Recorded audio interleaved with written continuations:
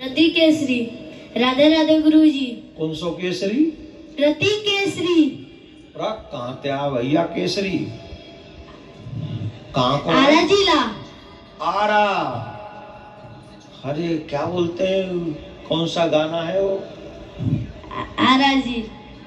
हिले ले आरा डिस्ट्रिक्ट, वो वाला। अरे बाबा रे बाबा, आरा डिस्ट्रिक्ट तो बहुत फेमस है रे। चलो बताओ क्या कहना चाह रहे हो? गुरुजी हम जितना भी हम लोग पूजा पाठ करते हैं, हम लोग को उतना ही दुख होता है। रो क्यों रहे हो? ए रो नहीं, आए मेरा बच्चा। अच्छा इधर आ, इधर आ, मंच पे आ, इधर आ। बक क्या?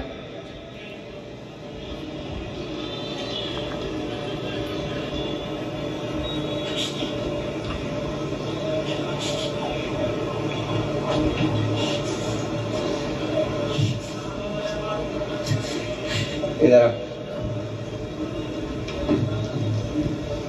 अब बता क्या कह रहा है तू? पहले मेरी माँ का ऑपरेशन हुआ, फिर उसके बाद मेरा दिक्कत हुआ, फिर उसके बाद मेरे पापा का हर्निया हो गया, फिर उसके बाद मेरी अभी दीदी बीमार पूरा पड़ गई है। हम लोग जितना पूजा पाठ करते हैं। तो इसका तुम्हारा कहने का मतलब क्या है कि अगर तुम पूजा पाठ करोगे तो बीमार नहीं पड़ोगे? हम लोग जितना भी पूजा पाठ करते हैं, हम लोग को उतना ही दुख होता है। अच्छा, जो पूजा पाठ नहीं करते हैं वो बीमार नहीं पड़ते? नहीं, हम लोग की एक बड़ी मम्मी है, वो रुक जा, उसका नाम मत ले, रुक जा। कुछ ऐसा मत बोल दियो जो बड़ी मम्मी तुझे छोटा चाचा बना दे यार। हाँ, कुछ वैसे मत बोलना। हाँ सुनिए, सुन रहा बड़ी हूँ। मम्मी मेरी है ना, मेरी मम्मी को खूब बोलती है और शराबती है, और शराब उनका पड़ भी जाता है हम लोग पे। साफ देती है? यस, सच में। रो मत, पहले तू बैठ आराम से, रिलैक्स होके बैठ जा। सुन सुन सुन, एक तो आंसू पहुंच ले, ठीक? और अब रोना बंद कर, रोना बंद कर। अब सुन, भगवान ने जब ये शरीर दिया था तो पूर्व जन्म के कर्मों के अनुसार हम इस शरीर में क्या क्या भोगेंगे ये सब प्रारब्ध दिया था। ये सब, अब रुक जा, रुक जा, नेक नेक रुक जा भाई। वो कहलंद है अपनी, मैं भूल जाऊंगा तेरे आंसू ने देख के, ठीक? तो भगवान ने पूर्व जन्म के कर्मों को देख के प्रारब्ध की रचना की, और प्रारब्ध हमें भोगना ही पड़ेगा इस शरीर में। कोई भी हो, बड़े से बड़े महात्माओं ने भी भोगा है। और अभी भी देख लो, कितने महात्मा इतना भजन करते हैं फिर भी उनके शरीर में कितनी प्रॉब्लम्स आप लोग रात दिन यूट्यूब से सुनते हैं, मैं नाम नहीं ले रहा, ठीक? तो भगवान से ये मत मांगो कि हमें रोग ना हो। बोले आपको जो इस प्रारब्ध के लिए दिया है देव, लेकिन इतनी सामर्थ्य देना कि हम डगमगाए नहीं, हम उसे सह लें।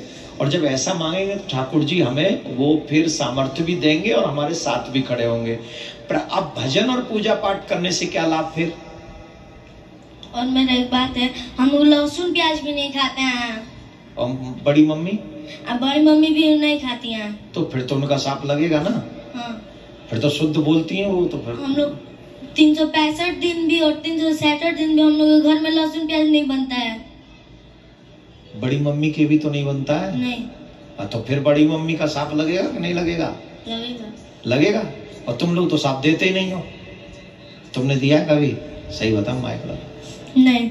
हाँ बोल दे बेटा, रिकॉर्ड हो रहा है। नहीं, सच में हम नहीं देते हैं शराब। मेरी बड़ी मम्मी को बोलो, मम्मी मैंने नहीं दिया साहब।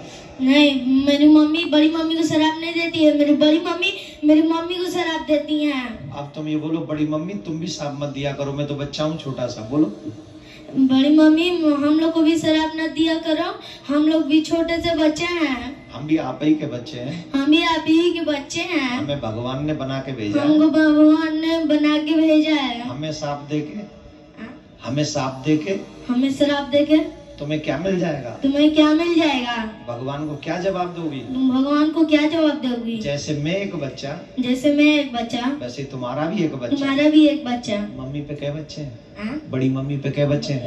एक बड़ा बेटा, एक छोटी बेटी। तो 2 बच्चा। वैसे ही तुम्हारे 2 बच्चे हैं। वैसे ही तुम्हारे 2 बच्चे हैं। तुम हमें श्राप दोगी? तुम हमेशा श्राप दोगी? भगवान तुम्हें देख लेगा। तुमको भगवान देख लेगा। बस बची कुची कसर भगवान पूरी करेंगे। तू जा। और बड़ी मम्मी है ना? अरे बड़ी मम्मी छोड़ रहा हूँ, इतनी तो के बाद है यार। क्यों प्रेमानंद बाबा जी को देखती हैं, आप लोग को नहीं देखती हैं?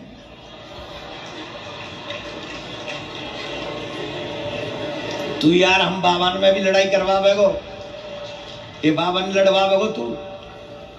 और जो प्रेमानंद बाबा का जो शिकार हो के सब ने साफ दे दे।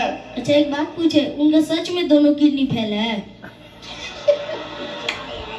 ओ भाई भाग दादा जा, भाई तू जा। तू यार मेरो संन्यास करवा के जा रहा हो। या के तो घर में जो कुछ होगो सो होगो ही होगो, मेरे घर में जो करवा जाएगा ही बाबा को नाम लेके। इतने फॉलोअर से बेटा, मैंने कछु कह दे ना मेरी मेरी प्लॉट कट जाएगी। राधे राधे बोलना पड़ेगा। आइए बैठ जाइए, उसको बैठने दीजिए। देखिए अब हम जो आपसे कहते हैं ना, सत्संग सुनने के बाद अच्छा व्यवहार करना चाहिए। ना अच्छा व्यवहार करने पर, अच्छा व्यवहार न करने पर इन बच्चों पे क्या असर पड़ता है? देखो,